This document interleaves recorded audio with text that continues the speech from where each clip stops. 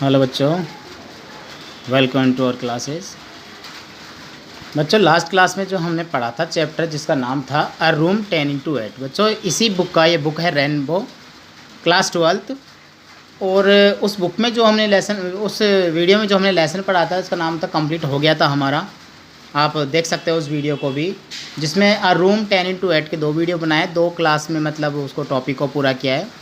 तो बच्चों, आपकी डिमांड पर जो है आप लोगों ने बोला सर पहला चैप्टर तो रह गया है। तो बच्चों, ऐसी कोई बात नहीं है, वो एक इजी चैप्टर पड़ता है, तो मैंने सोचा कि पहले वो बना दें। कोई प्रॉब्लम नहीं है बच्चों। तो देखिए, आपके अब जो मैं क्लास लेकर के आया हूँ आपके लिए, वो है हमारा चैप्टर उसी बुक का जिस लेसन का नाम है वाटर। तो देखो बच्चों, first lesson is the rainbow and the name of the lesson water. So listen carefully, word by word मैं आपको जो है इसका डिस्क्रिप्शन बताऊँगा। सॉरी, मतलब कंप्लीटली जो है मैं इसका हिंदी ट्रांसलेशन आपको मैं कंप्लीट कराऊंगा।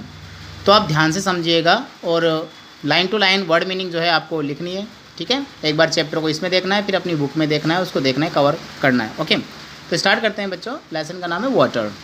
सो स्टार्ट करते हैं।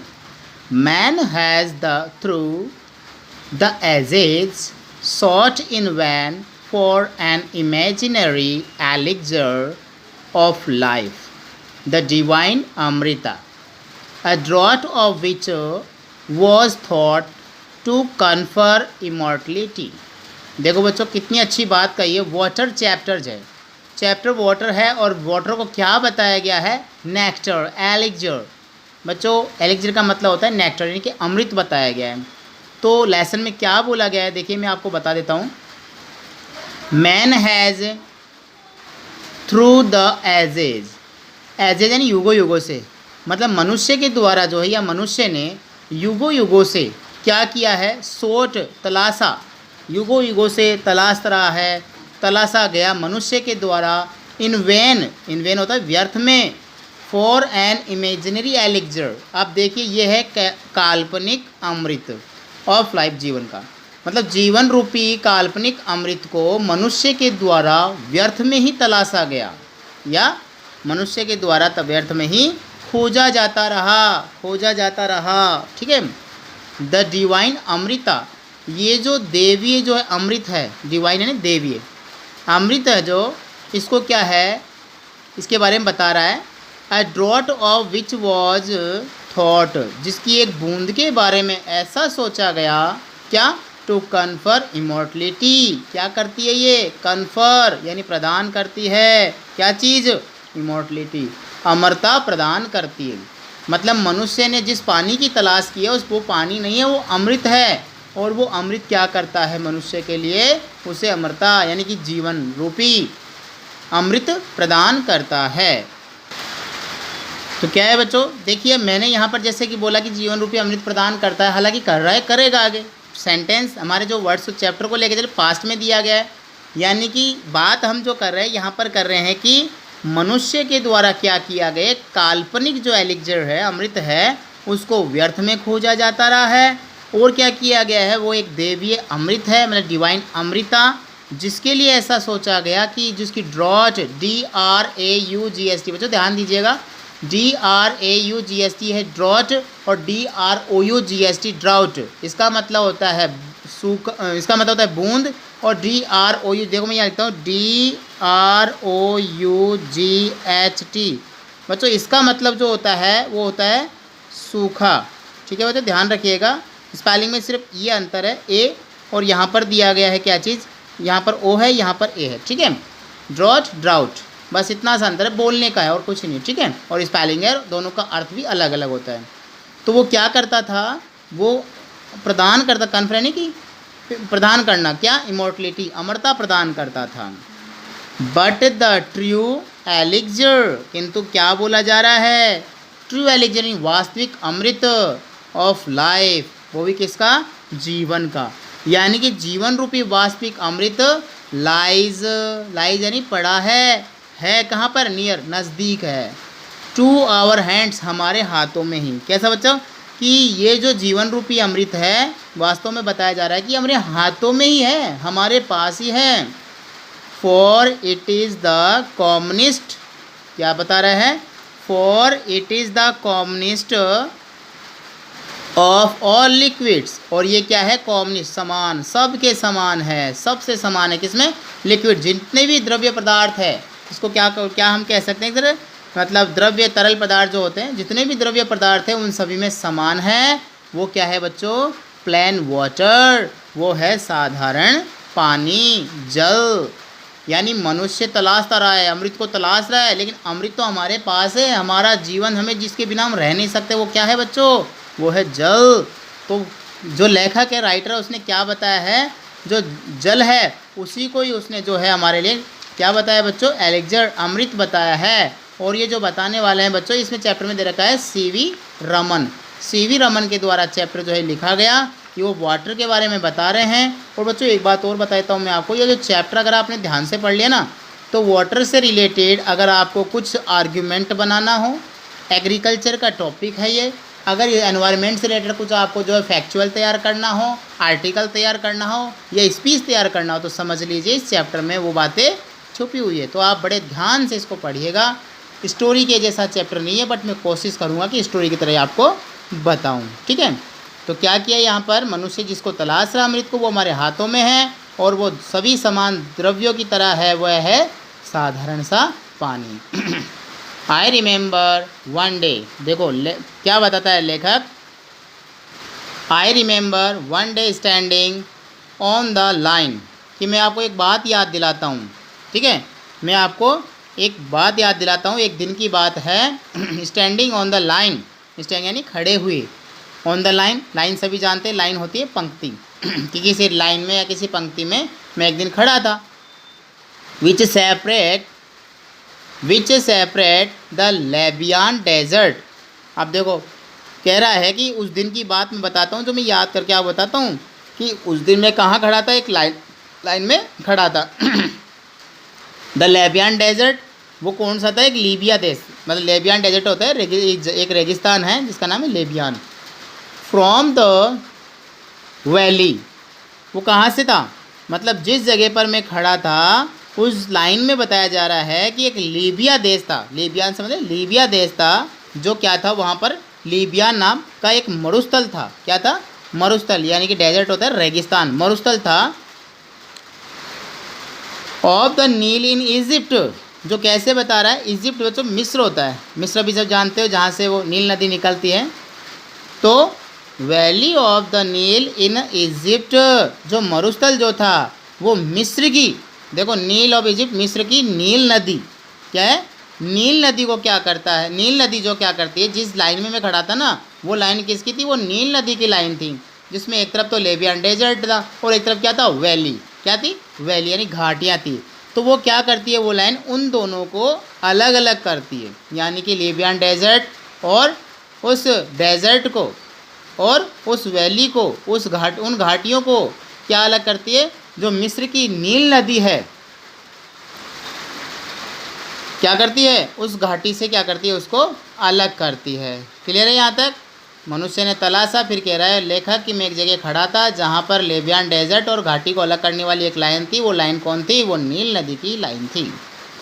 On one side was visible a sea, आप देखो क्या बोल रहे हैं, ऑन वन साइड, जिसके एक तरफ तो क्या था बच्चों, वो था विजिबल, देखने योग्य था, ऐसी एक समुंदर। और ब्लोविंग सैंड, जो भी कैसा था, एक तरफ तो क्या था, उसमें समुद्र था। Sea of blowing sand without a speck of green, जहाँ पर क्या था, देखो ब्लोइंग सैंड, दूर तक मिट्टी ही मिट्टी, सैंड क्या होती है बच्चों, मिट्टी होती है। विदाउट स्पैक ऑफ ग्रीन, जहाँ पर हरियाली का एक थोड़ा सा तो झुंड कह सकते हैं ना, स्पैक मतलब थोड़ा सा खंड भी जो था वो नहीं था। और ए सिंगल लिविंग थिंग, और रहने योग्य कोई जीव भी दिखाई नहीं दे रहा था। मतलब हरे भरे हरियाली चारों तरफ हो रही है, विजिबल सी, समुद्रों का तो हरियाली होती है, लेकिन वहाँ पर क्या बता, without SPAC of green, without, बिना हरियाली के, सॉरी हरियाली बिल्कुल नहीं है यहाँ पर, और a single living thing anywhere visible on it, और वहाँ पर देखने योग्य कोई भी ऐसा एकमात्र दृश्य भी नहीं था। मतलब वहाँ पर जो जगह बताई जा रही, जो एक तरफ जो समुद्र की बात कर रहा है, सी जो था, वहाँ पर तो क्या होता था बच्चों की, जो रेत जो होती थी, सैंड जो होती, ब्लोइंग होती थी, मतलब आसमान में उड़ती हुई रहती थी, वो आसमान में मतलब समुद्र की पानी के साथ, मिट्टी के साथ जो है आसमान में उड़ती जाती थी, उड़ती जाती थी। ठीक है, फिर क्या होता है यहाँ पर लाइन अच्छा दोबारा बताता हूँ, देखिए देखिए दोबारा देख लीजिए, कोई प्रॉब्लम नहीं है। On one side was visible, एक तरफ देखने योग्य था, वो था समुद्र, जो ब्लोइंग सैंड, जहाँ पर सिर्फ मिट्टियाँ उड़ती थी, without A SPAC of green, बिना हरियाली के, और ए सिंगल लिविंग थिंग, और बिना जीव जंतुओं के एक ऐसा स्थान, एनीवेयर विजिबल ऑन इट, जो कोई भी वहाँ पर ऐसा देख सकता है। मतलब कह सकते हैं कि जो समुद्र तो था, लेकिन वहाँ पर रहने योग्य या हरा हरियाली थी, वहाँ पर भी उड़ती मिट्टियाँ या बिना हरियाली की जो जगह थी वो नज़र आ रही थी। ऑन द अदर साइड, एक तरफ तो समुंदर है, कहने का मतलब आप समझ लिए, एक तरफ समुंदर है, कुछ रहने योग्य चीज़ें नहीं है, और ऑन द अदर साइड दूसरी तरफ लेवन द ग्रीनेस्ट, बहुत ही ज़्यादा हरियाली, मोस्ट फर्टाइल, बहुत ही ज़्यादा उपजाऊ, एंड डेंसली पॉपुलेटेड, और घनी मात्रा में, घनी जनसंख्या में, areas to be found everywhere on the earth, धरती के ऊपर ऐसे क्षेत्र देखने को मिलते हैं। यानी एक तरफ तो वीरान है, एक तरफ हरियाली है, जो पूरी तरह से वहाँ पर क्या है, वेजिटेशंस है, आगे आएगा, वेजिटेशंस है, यानी उपजाऊ चीज़ें हैं, सघन मात्रा में बहुत सारे जो हैं पेड़ पौधे हैं, जीव जंतु है, हरियाली हरियाली है। और क्या है वहाँ पर, earth teeming with life and vegetation, क्या क्या बताया गया है। वेजिटेशन क्या होता है बच्चों, वेजिटेशन होती है वनस्पति, हरियाली, और क्या था, कहाँ गया, टीमिंग विद लाइफ, और जीवन, टीमिंग यानी भरपूर, जीवन से भरपूर वनस्पति और हरियाली वहाँ पर चारों तरफ थी, एक तरफ समुंदर, एक तरफ हरियाली।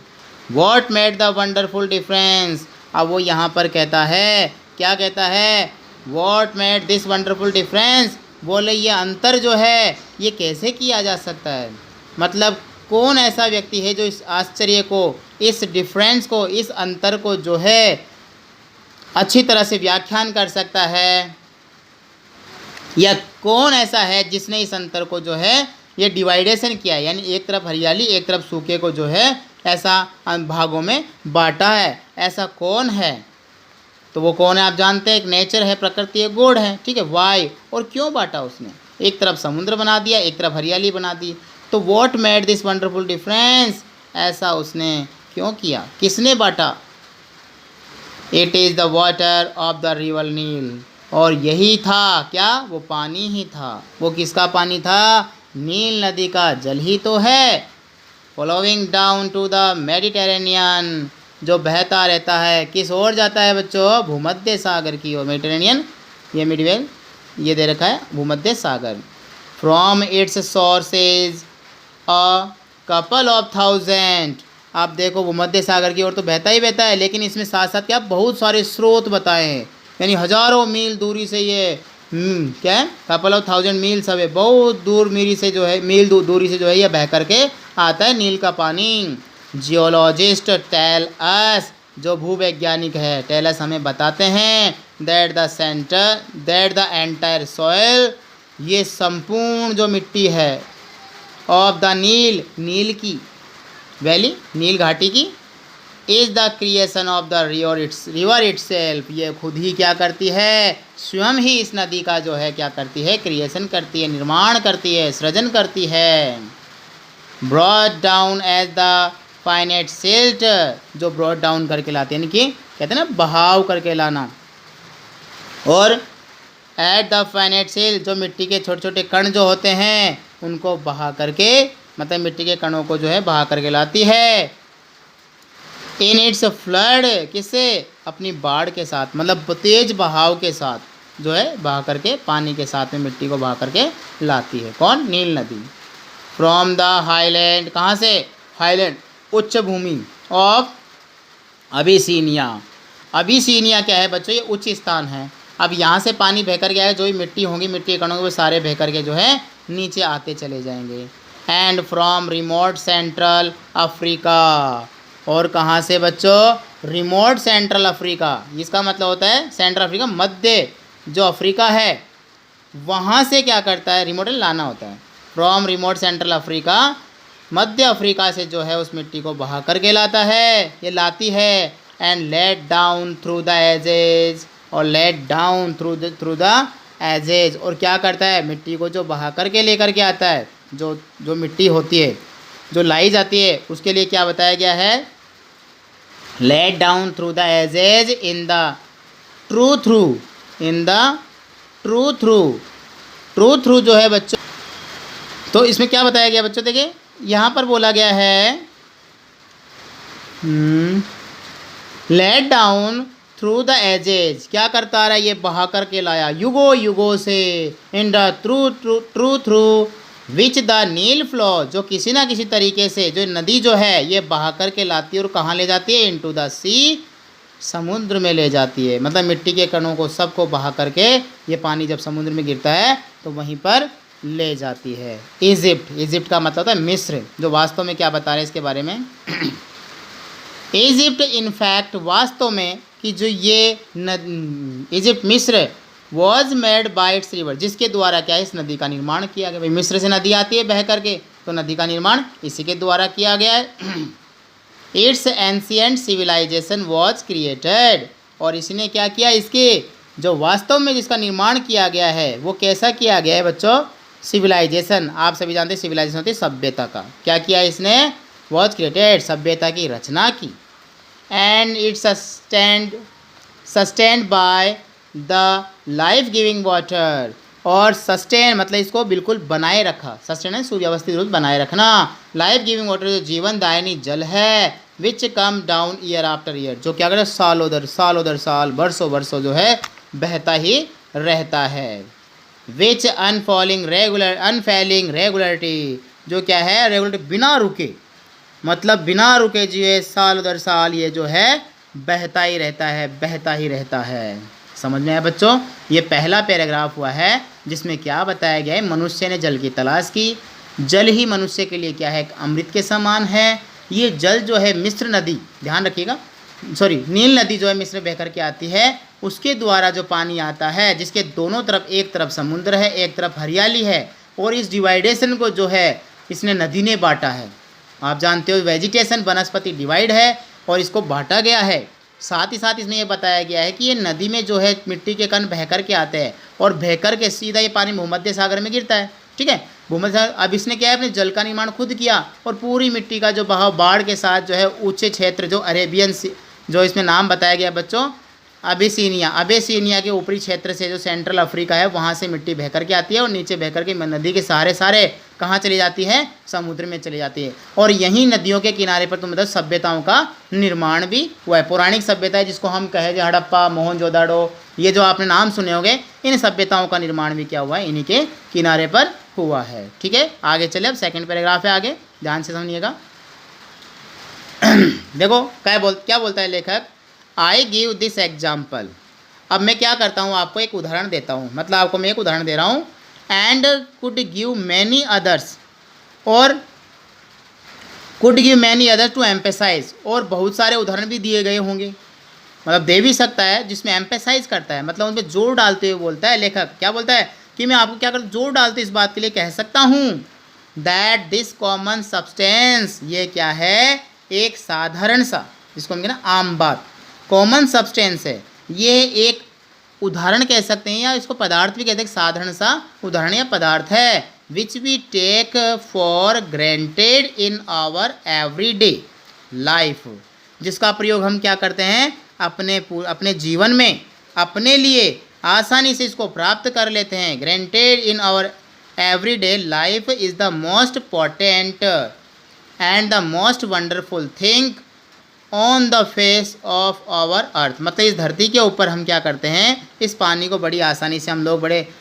आश्चर्यजनक तरीके से हम इसको पा लेते हैं। ये क्या है, महत्वपूर्ण भी है अपने जीवन के लिए, मोस्ट इम्पॉर्टेंट, बहुत ही महत्वपूर्ण, और क्या है, सर्वाधिक महत्वपूर्ण जो है एक थिंग है, एक वस्तु है, जो हमें कहाँ मिली है, इस धरती के ऊपर मिली है।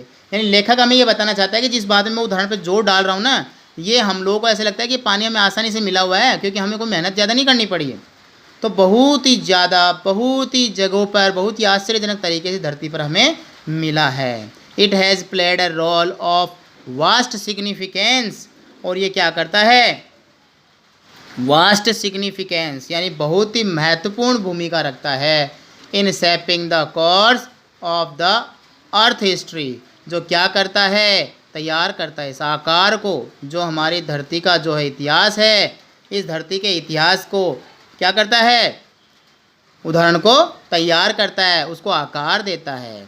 And continue to play the leading role, और लगातार अपनी मुख्य भूमिका, अग्रणी भूमिका जो है वो निभाता ही रहता है in the drama of life, जीवन रूपी नाटक में, मतलब नाटक रूपी जीवन कह सकते हैं इसमें। On the surface of our planet, वो भी किसके ऊपर, इस प्लेनेट पर, हमारा जो ये धरती है, धरती ग्रह जो है, इसकी सतह पर जो है क्या होता जा रहा है, ये पानी जो है अपनी महत्वपूर्ण भूमिका निभा रहा है, वो भी कैसे, बड़े ही आश्चर्यजनक तरीके से, वंडरफुल रूप से जो है वस्तु जो है ये कई रोल प्ले कर रही है हमारे जीवन के अंदर। ठीक है, आगे चलते हैं। देयर इज़ नथिंग, देखिए ध्यान समझिएगा, देयर इज़ नथिंग, ऐसी कोई चीज़ नहीं है, देयर इज़ नथिंग, ऐसा कुछ भी नहीं है, विच एड्स सो मच, जो क्या करता हो, ऐसा कुछ भी नहीं है, which adds so much to the beauty of the countryside, जो क्या कर दे, जो ब्यूटी यानी सुंदरता को, कैसे, कंट्री साइड तो बच्चों देहात यानी ग्रामीण क्षेत्र कह सकते हैं, देहाती क्षेत्रों के अंदर एज वाटर, जितना पानी अपनी भूमिका निभाता है ऐसा और कुछ भी नहीं है जो वहाँ की ब्यूटी को, सुंदरता को अच्छा बना रखा हो, वो पानी ही है जो ग्रामीण क्षेत्रों के जीवन को जो है सुंदर बना रखा है। But it just a little stream trickling over the rocks, और क्या बताते हैं, चाहे ये पानी कैसा भी हो, क्योंकि कहाँ से आता है ये, ट्रिकलिंग, धीरे धीरे, स्ट्रीम, झरनों के साथ, धाराओं के साथ, कहाँ से, ओवर द रॉक्स, ये कुछ मात्रा में जो है बह करके वहाँ से आता है, और कहाँ से आता है, और a little pound by the way side water, और छोटे छोटे तालाबों में बह कर के आता है, वेयर द कैटल क्वेंच, और उन तालाबों में क्या होता है बच्चों, कैटल नहीं पशु, क्वेंच यानी प्यास बुझाते हैं, देयर थ्रस्ट अपनी प्यास को बुझाते हैं, ऑफ एन इवनिंग, शाम के समय। देखिए चट्टानों पे से जो पानी बह कर के आता है, छोटी छोटी नदियों से जो पानी बह कर के आता है, वहाँ पर क्या होता है, शाम के समय जो पशु पक्षी जाते हैं ना, पशु जाते हैं, हमारे मवेशी जाते हैं, कैटल जाते हैं, अपनी प्यास बुझाते हैं। द रेन फेड टैंक्स, आप देखो ये जो कैसे होते हैं, कुछ तो ऐसे होते हैं रेन फेड टैंक्स, यानी कि जो बारिश का पानी होता है जो तालाबों में भर जाता है, वो टैंक्स होते हैं। That are so common in South India लास, कह रहे हैं यहाँ पर बड़े थोड़ा सा दुख जाहिर करते हुए, क्या दुख जाहिर कर रहे हैं यहाँ पर, कि वहाँ कहते हैं साउथ इंडिया के अंदर, यानी कि दक्षिण भारत में जो है ऐसे जो है साधारण है टैंक्स बनना, मतलब साधारण सी बात है, कॉमन सी बात है वहाँ पर, और इसको थोड़ा सा लेखक जो है अपने आप में एक दुख सा जाहिर कर रहा है, अलास बोल रहा है, ठीक है ना, दुख के साथ बोल रहा है। The often so sadly neglected in their maintenance, क्योंकि वहाँ पर क्या है, नकार दिया जाता है, किसको, मेंटेनेंस के रखरखाव को। Are a cheering sight when they are full, आप देखिए जब मेंटेनेंस का नहीं होता तो वो खाली रहता है, तो वहाँ पर थोड़ा बहुत ऐसा होता है कि दुख प्रकट कर रहा है पोएट, और क्या बोलता है, जब ये पूरी तरह से भर जाते हैं ये तालाब, जब इनमें पानी हो जाता है बहुत ही ज़्यादा, तो बड़ा ही कौन सा दृश्य होता है, बड़ा ही चीयरिंग साइट होता है, एक मनोरम दृश्य, एक मनोरम चीज़ देखने को मिलती है। देखिए they are of course shallow, shallow होता है, छिछले होते हैं, they are of course shallow, ये कैसे होते हैं, वास्तव में छिछले होते हैं, और कैसे होते हैं, but this is less evident since, और ये बहुत एविडेंस होते हैं, तो सबूत प्रमाणित कम होते हैं, बहुत ही कम प्रमाणित भी होते हैं। Since the water is silt laden, जबकि कैसा है पानी यहाँ पर, सिल्क लेडन, क्या आप सभी जानते हैं, लेडन, सिल्ट लेडन होता है कीचड़ से भरा हुआ, मतलब थोड़ा गदगद सा पानी, मिट्टी दोनों एक जगह जो है, दलदली सा पानी वैसा है। And throws the light back, और ये क्या करते हैं, रोशनी जो पड़ती है, जब पानी में रोशनी पड़ती है वापस फेंकता है ना, तो थ्रोज द लाइट बैक, और ये क्या करते हैं, रोशनी को भी लौटा देता है। And the bottom does not there for show up, इनका पैंदा जो है, बॉटम तला, वो बिल्कुल भी नज़र नहीं आने आता है, पैंदा दिखता ही नहीं, क्योंकि मटमेला पानी होता है, मटमेले पानी में क्या रोशनी बाहर आ जाएगी अपने आप, और वहाँ की जो पैंदा है वो बिल्कुल भी नज़र नहीं आएगा। इस पैराग्राफ को करेंगे बच्चों, यहाँ तक ज़्यादा बोर नहीं करूँगा, लेसन थोड़ा स्टोरी टाइप का नहीं है, तो हो सकता है आपको ऐसा लगे, ठीक है ना। दीज टैंक्स, अब ये जो टैंक्स है, तालाब जो हैं छोटे छोटे भरे हुए हैं, प्लेज ए विटल रोल, इनकी महत्वपूर्ण भूमिका है इन साउथ इंडियन एग्रीकल्चर, जो दक्षिणी भारतीय कृषि है उसमें इनकी महत्वपूर्ण भूमिका है। इन मैसूर, आप सभी जानते हैं बच्चों, जहाँ दलदली भूमि होती है वहाँ चावल वगैरह जो है ये ज़्यादा ही लगाए जाते हैं, जैसे खजूर हो गए, नारियल हो गया, ये वहीं पे। फॉर एग्जाम्पल मैसूर बताया, कर्नाटका मैसूर में। फॉर एग्जाम्पल, तो उदाहरण के लिए, much of the rice is grown in them, देखिए आगे ना, जैसे बहुत ज़्यादा चावल इनमें लगाए जाते हैं। Some of these tanks are surprisingly large, और ऐसे ये टैंक क्या है, जो पानी बहुत दूर तक भरा हुआ होता है, सुपरसिंगली लार्ज, यानी कहने का मतलब ये बहुत ही आश्चर्यजनक तरीके से बहुत बड़े बड़े, जो विशाल विशाल बहुत बड़े बड़े होते हैं ये। And it is a beautiful sight to see, और ये देखना बहुत ही सुंदर लगता है, कब, द सनराइज, सूर्योदय के समय, एंड सेट, और सूर्यास्त के समय। ओवर वन ऑफ दैम, जब भी उन्हें देखो, सुबह देखो, शाम को देखो, बड़ा ही सुंदर दृश्य देखने को मिलता है। Water in a landscape may be compared to the eyes in human face. अब देखिए मनुष्य के सामने क्या बताया गया, इसकी तुलना करके बोला जा रहा है कि ये जो लैंडस्केप है, ये जो धरती है या दृश्य है, कौन सा, जो जल वाला दृश्य, वाटर इन द लैंडस्केप, जो जल वाली भूमि है, में बी कंपेयर्ड, इसकी भी तुलना की जा सकती है, किससे पता है क्या, to the eyes of human face, मनुष्य के चेहरे में जो आँखें, मनुष्य की आँखें होती है, उससे उसकी तुलना की जा सकती है। It reflects the mood of our, क्योंकि रिफ्लेक्ट्स करता है, किसको, प्रभावित करता है, रोशनी डालता है, दिखाता है, दर्शाता है, द मूड ऑफ आवर, हमारे समय को, किसको, समय के मिजाज को दर्शाता है, दिखाता है। बीइंग ब्राइट एंड गे, जो भी कैसा, कभी चमकता हुआ, कभी चमकीला सा दृश्य दिखाता है। और व्हेन द सनशाइन, जब सूर्य चमकता है उस समय। टर्निंग टू द डार्क, और बदल जाता है अंधेरे में। एंड ग्लूमी, और किस में, ग्लूमी जानते हैं, सांवला, धुंधला सा, धुंधलेपन में। When the sky is overcast, जिस तरह से आसमान में बादल छा जाते हैं, तो ये भी जिस तरह मनुष्य का चेहरा जो है सुख दुख में अलग अलग होता है, वैसे क्या होता है, देखो तुलना की, इसको पर्सोनिफिकेशन किया है, मतलब इसका कहे तो हम लोग मानवीयकरण कर दिया, मनुष्य के चेहरे से तुलना कर दी। कौन सा, जो सिल्ट लेडन जो है वहाँ पर जो है, ये जो भूमि है कौन सी, सिल्ट लेडन वाली, जहाँ पर पानी मिट्टी सब मिले हुए हैं, जहाँ खेती की जाती है, तो सूर्यास्त के समय थोड़ा बहुत धुंधला लगता है, जैसे मनुष्य का चेहरा दुख में थोड़ा सा उदासी भरा होता है, वैसे ही क्या है, सुबह के समय खिलता हुआ, जैसे मनुष्य का चेहरा सुख में खिलता हुआ रहता है। ठीक है बच्चों, तो यहाँ तक का अपना चैप्टर है। नेक्स्ट हम जो है अगले पार्ट में करते हैं वन ऑफ मॉस से लेकर के आगे। ठीक है, छोटे छोटे 3 पार्ट बनाएंगे, 3 पार्ट में आपको अच्छे समझ में आ जाएगा और बोरिंग भी चैप्टर नहीं लगेगा। तब तक मिलते हैं नेक्स्ट वीडियो में। Okay, good day, good bye.